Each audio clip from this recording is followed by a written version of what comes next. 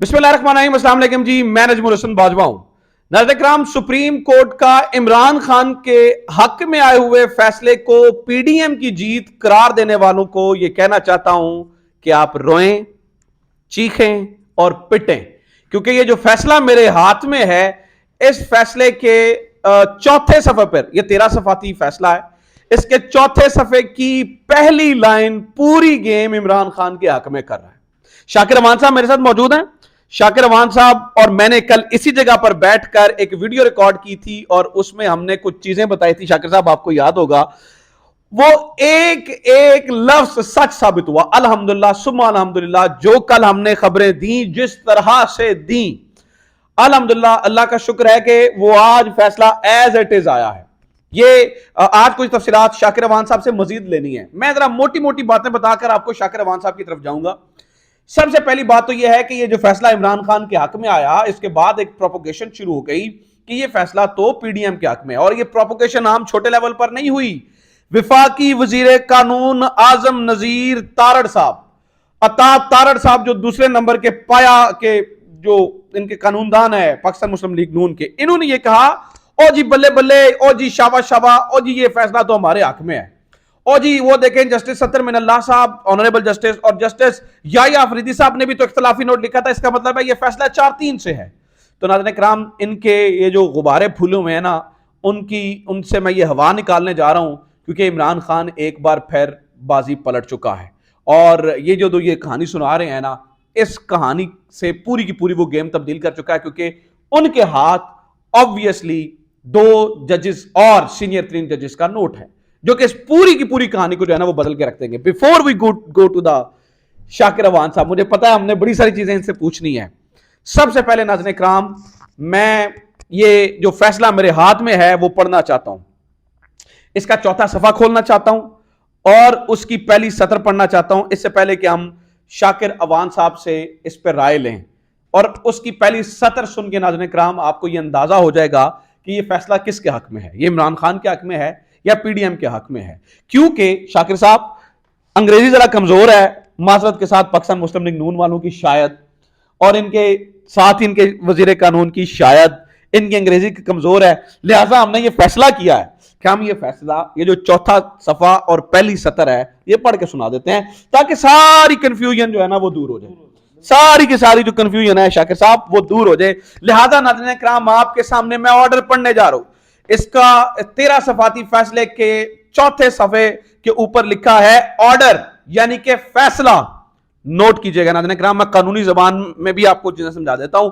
Order यानी कि फैसला।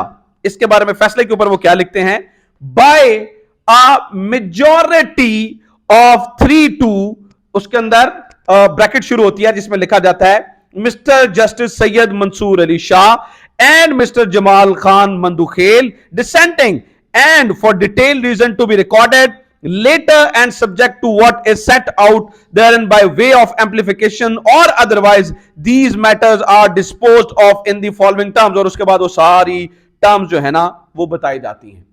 अगेन समझिए, अब आप समझेंगे, पूछेंगे कि इन सत्रों में क्या है। इन सत्रों में क्या है, पहला लफ्ज है बाय अ मेजॉरिटी। फैसला, ऑर्डर, मेजॉरिटी वो होती है, यानी कि जो मिनॉरिटी होती है उसका मतलब होता है इख्तलाफी नोट। मेजॉरिटी मतलब वो 2 जजेस जिनकी वो बात कर रहे हैं, उनकी कहानी चीफ जस्टिस साहब ने इस पहली लाइन में खत्म कर दी है। ये चौथे सफे की पहली सत्र ये बता रही है कि ये फैसला इमरान खान के हक में है। इस पे मैं बहुत सारी बातें करनी है, लेकिन आई नो शाकिर अवान साहब बैठे हैं। शाकिर साहब, ये जो भंगड़े डाल रहे हैं, वो बल्ले बल्ले शावा शावा कर रहे हैं, और जी हमारे हक में फैसला, ये तो पूरी गेम और है। और वो जस्टिस एजाज और जस्टिस मुजाहिर नकवी वाली, अब तो मामला खुल रहा है। ये पूरी कहानी क्या है, पहले जरा मैं आपसे जानना चाहता हूँ। बाजवा साहब, मैं आपको ना एक छोटी सी मिसाल से समझा देता हूँ, क्योंकि उर्दू का मामला भी है। फिर जो है वो जो देख रहे हैं कि मेजॉरिटी, तो मैं बताता हूँ कि मेजॉरिटी कैसे साबित करना चाह रही है पीडीएम या हुकूमत। एक फ़ैसला जो है वो सेशन कोर्ट देती है, मेरी मुखालफत में या हक में कर लें, चलें जी, मेरे हक में फ़ैसला देती है सेशन कोर्ट, मैं उसके ख़िलाफ़ दूसरा जो पार्टी है वो चली जाती है हाई कोर्ट, हाई कोर्ट भी मेरे हक में दे देती है।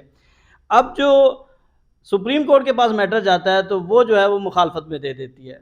तो अब जो वो भंगड़े डालेंगे یا میں ہاں۔ بنگڑے ڈالوں گا کہ 2 عدالتیں جو ہیں وہ میرے حق میں فیصلہ دے چکی ہیں، تو تیسری سپریم کورٹ ہے، تو 2-1 سے میں جو ہے وہ جیت چکا ہوں، فاتحانہ انداز میں جو ہے.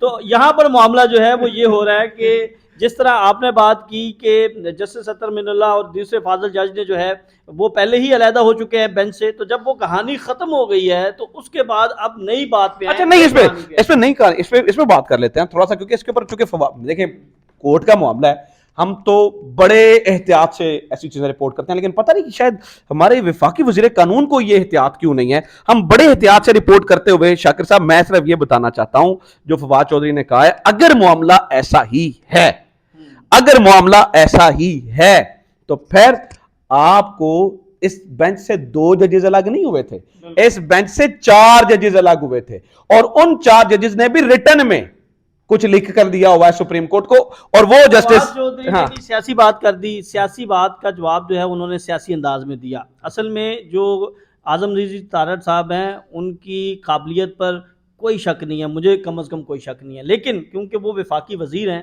اور پاکستان مسلم لیگ نون کے ورکر ہیں، تو انہوں نے وہ جو بات کی ہے وہ انہوں نے اس پیرائے میں بات کی، اور پھر انہیں اس بات کا ادراک ہے کہ ہمارے جو ورکرز ہیں جو ہمیں فالو کرتے ہیں وہ ذرا انگلش کم جانتے ہیں، تو ان کو جو بتا دیا جائے گا وہ اس پر بھنگڑے ڈالیں گے.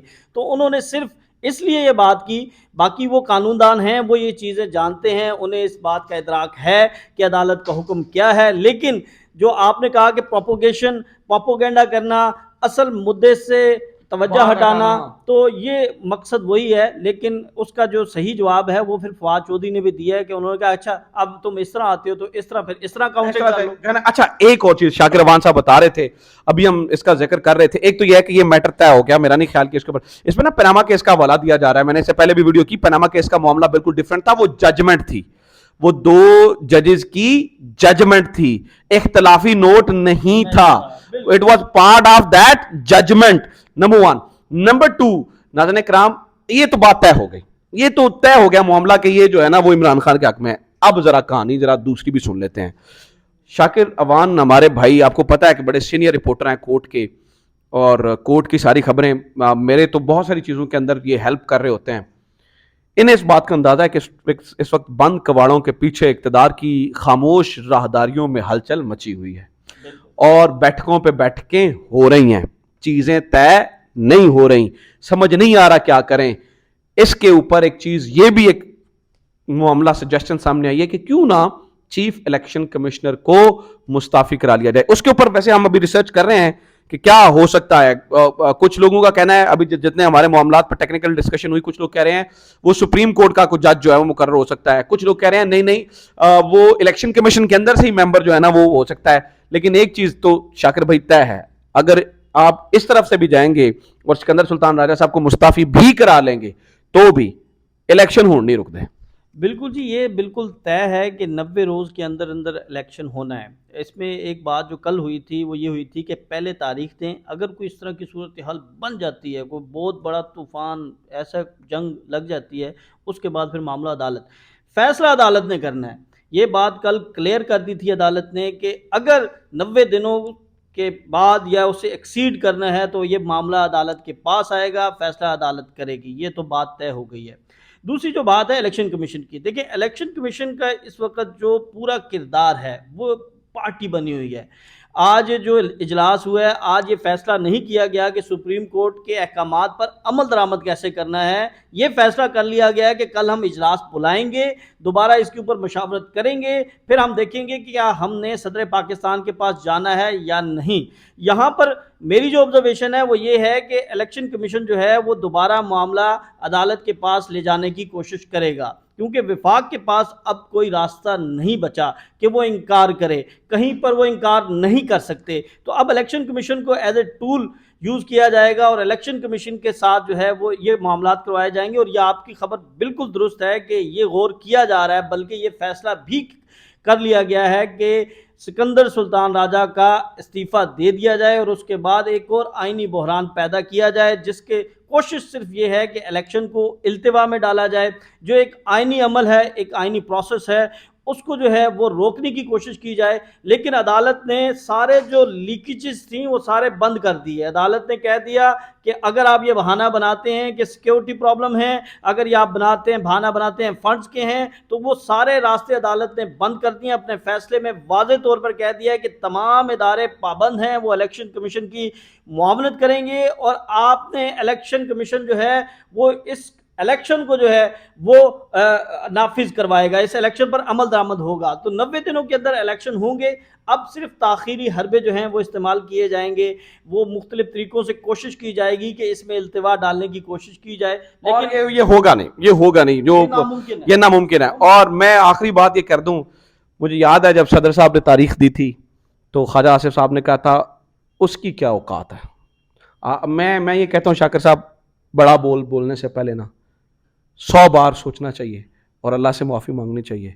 آج اسی صدر نے پھر تاریخ دینی ہے، اسی لیے میں تو بار بار کہتا ہوں تُعِزُّ مَن تَشَاءُ وَتُذِلُّ مَن تَشَاءُ، وہی اللہ ہے جو عزت دیتا ہے، وہی اللہ ہے جو ذلت دیتا ہے۔ ان چیزوں سے ہمیں میرے خیال سے سیکھنے کی ضرورت ہے۔ تھینک یو ویری مچ شاکر صاحب، بہت شکریہ ناظرین، امید کرتا ہوں یہ ویڈیو آپ کے لیے انفارمیٹیو رہی ہوگی۔ اپنا خیال رکھیے، خدا حافظ، پاکستان زندہ باد۔